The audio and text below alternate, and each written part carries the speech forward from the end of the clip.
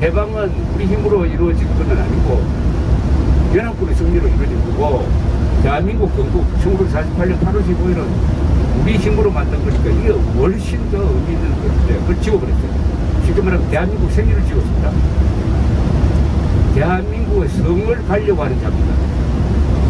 족보를 바꿔치기 하려고 하는 자입니다. 이게 문재인이가 범하고 있는 반헌법적, 반국가적, 반민족적, 반문명적 범죄의 제1호입니다. 그래서 공식적으로 대한민국은 지금 생일이 없는 나라가 됐어요. 아니, 건국기념일이 없는 나라는 그 나라가 아니고 단체지. 단체지. 이건 절대로 용서할 수 없습니다. 대한민국 역사에 이런 대통령은 한 사람도 없었어요. 조금 삐딱하다고 보는, 좌편향됐다고 보는 김대중 대통령까지도 1998년 건국 50주년 행사를 근사하게 했습니다. 자, 모든 것은 여기서 출발합니다. 모든 것은. 광화문광장에 가보면은 독립문을 본단 상해 임시정부 100주년 기념탑이 써 있어요. 거기 보면 대한민국 역사를 어떻게 적고 있느냐. 1919년 상해 임시정부 수립, 1945년 해방, 그 다음에 당연히 1948년 8월 15일 건국이 나와야 될 거 아닙니까? 그거 싹 빼버립니다. 그 다음에 1960년 4.19, 그 다음에 어디로 뛰느냐? 1988년 올림픽이 나와야 되는 거 아닙니까? 그거 싹 빼버리고 2016년 12월 촛불 시민혁명, 건국을 빼고 혁명을 집어넣었어요. 촛불 시민혁명이란 말이 우리는 반역 세력이라는 선언입니다. 대한민국 헌법에 어디에 혁명을 정당화하는 말이 있습니까? 국민혁명만이 정당화됩니다. 국민이 주권자입니다. 그러나 촛불혁명은 촛불 세력이 헌정질서를 뒤집었다는 자기 고백이니까 저것도 나중에 기소장 쓸 때 점검을 아마 이루어지면 될 겁니다. 그래서 제가 가면 이거 제발 사진 찍어가지고 막 돌리려고 합니다. 사진 찍어가지고. 제가 이 이야기를 하면 다른 건 다 지역적인 겁니다. 정책, 이거 다 지역적인 겁니다. 여기에서 파생하는, 즉, 문재인 정권은 대한민국을 주적으로 봅니다. 북한군을 주적으로 보지 않으면 당연히 대한민국과 국군과 국민과 한미동맹과 헌정질서와 이승만, 박정희 또 이어져 내려오는 한국의 주류 세력을 적 또는 적폐 세력으로 보게 되어 있습니다. 선과 악과 싸우는 거예요. 선편에 서지 않는 악편에 서는 거죠. 그렇게 하면 소름 끼치죠. 지난 탈북선은 두 사람을 잡아서 북한을 보내버리지 않습니까? 살인 방조죠. 한국 땅에 몸을 딛는 순간 대한민국 헌법의 보호를 받게 되어 있습니다. 살인을 저질렀다는 것은 북한 주장이고, 그것은 우리가 재판을 해가지고 증거가 있으면 처벌하는 거예요. 그런데 북한이 돌려달라고 한다고, 아니, 북한이 돌려달라는 게 아니라 우리가 먼저 연락을 했지. 그래서 돌려주었어요. 이것은 살인입니다, 살인. 자국민을 재판도 하지 않고 고문을 하는 북한 영왕정권에 넘겨줌으로써 고문 방지 협약도 위반하고 대한민국 헌법도 위반하고 선물로 준 거죠. 선물로. 김정은이한테 두 사람을 잡아가지고, 자, 문제는 잡아서 보내는 방식입니다. 국가는 거짓말하면 안 됩니다. 국가가 국민에게 거짓말하면 안 되죠. 좋다. 그럼 너 두 사람 할 수 없이 돌려 보내줘야 되겠다. 라고 딱 상황 설명을 하고, 우리 법에는 이렇게 되어 있다. 그러니까 돌려주겠다. 이렇게 하고 돌려줘야 되는 거 아닙니까? 근데 눈을 가리고 꽁꽁 묶어가지고 마피아가 무슨 납치하듯이 판문점에 데리고 가가지고 거기서 안대를 푸니까 그 앞에 북한군이 나타난 거예요. 인수하러. 그래서 털썩 주저앉았다는 거 아닙니까? 내가 붙잡혀 가면은 고문받고 죽을 것이다. 이런 행동을 국가가 하면 됩니다. 이건 마피아도 이런 짓을 하지 않죠. 국가가 김정은에게 혼이 영혼을 한 정권만이 할 수 있는 짓을 하고 있는데, 자, 문제는 문재인 정권이, 문재인 세력이 이런 정체성을 갖고 있다는 것을 알고 선거를 통해서 당선시킨 사람은 많지 않을 거라고 생각합니다. 몰랐던 거죠. 그래, 민주투사 인권 변호사로 한 거죠. 왜 몰랐느냐? 왜 몰랐느냐? 언론이 제대로 전하지 않았습니다. 기자들은 다 알았지. 그러나 주사파 세력이 지금 정권을 잡게 돼 있다고 국민들에게 알려질 텐데 하지 않았습니다. 보통 국민들은 잘 모릅니다. 그래도 알았어요. 왜 몰랐느냐? 저 세력이 내세우는 위장막이 두 개가 있습니다. 하나는 민주주의자, 하나는 진보, 하나는 평화, 그 다음에 민족주의자. 민족주의라는 말로 다 캄프라치를 합니다.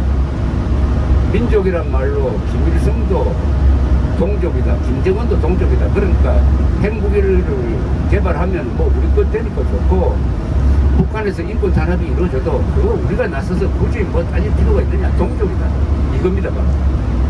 한국을 망치고 있는 종족주의, 이건 민족주의도 아니에요. 내셔널리즘의 영역에도 들지 못하고 종족주의입니다. 저 부족국가 시대 때 있던 한국 사람의 종족주의. 그러니까 반일 선동을 하니까 지금 한국에 오는 한국 사람이 일본에 들어오는 관광객이 3분의 1로 줄어버린 거 아닙니까? 여기 계시는 분들은 지금 안소운 분들이고 진정한 민주시민의 자격을 갖고 있습니다. 이런 시기에 일본을 여행한다는 게, 일본을 여행한다는 게. 근데 어떻게 이렇게 속느냐? 속는데, 그런데 정권과 언론이 야합을 해서 선동하면은 사실은 안 속는 국민이 참 적습니다. 이건 가공할 사태입니다. 정권과 언론은 원래 정권을 견제를 해야 되는데, 언론이 정권에 편성해가지고 반일 캠페인을 벌리다가 보니까 다수 국민들이 소합을 했다. 다수 국민들이 소합입니다. 모든 법적, 역사적 사례로 봐서 이번에 한일 갈등을 조장한 2018년의 징용국 배상 판결은 국제법에도 위반되고 한일 기본조약, 전국권 협정에도 위반되는 말도 안 되는 판결이다 라고 생각하는 게 아니라,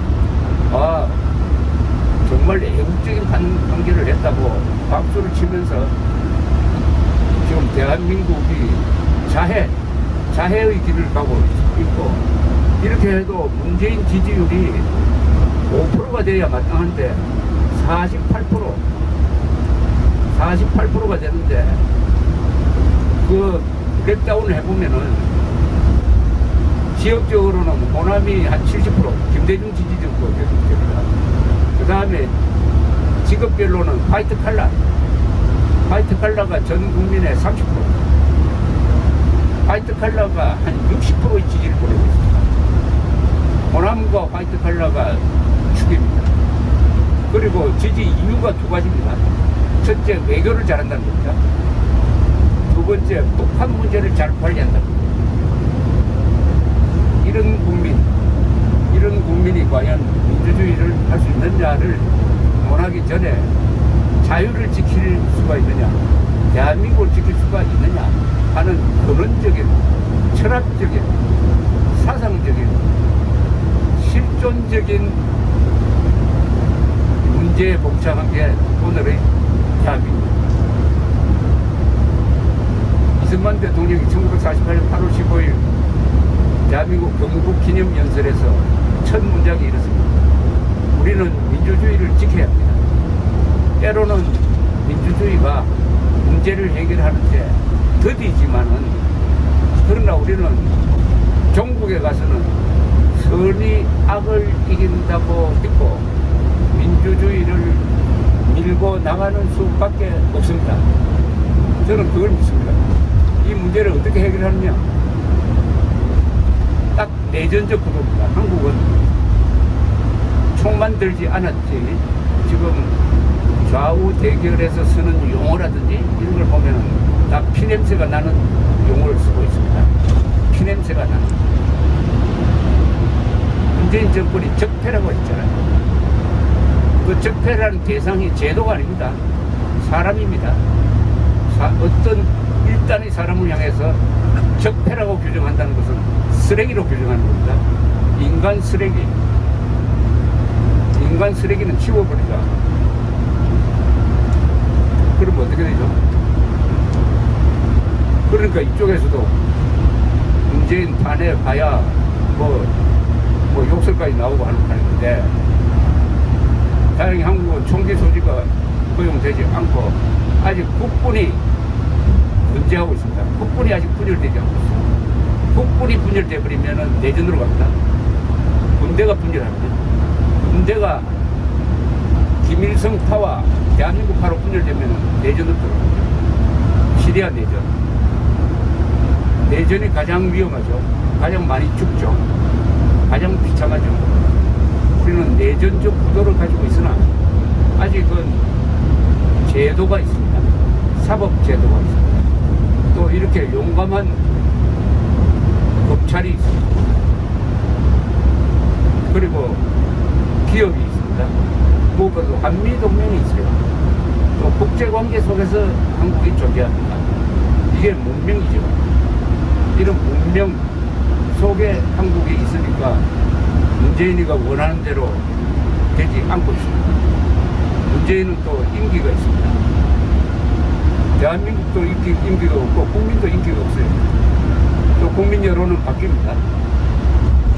이런 걸 보면은 국민들이 정신 차려가지고 이 문제를 선거를 통해서 해결하는 겁니다. 딱 가장 민주적인 방식입니다.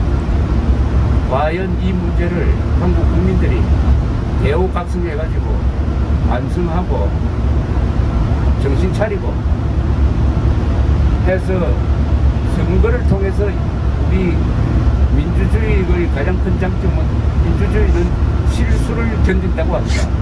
독재는 실수를 견디지 않아요. 독재는 큰 실수를 하면 망해버립니다. 할 수 있느냐? 이것 또한 한국 국민들 앞에 놓여있는 큰 사활적인 문제라고 생각합니다.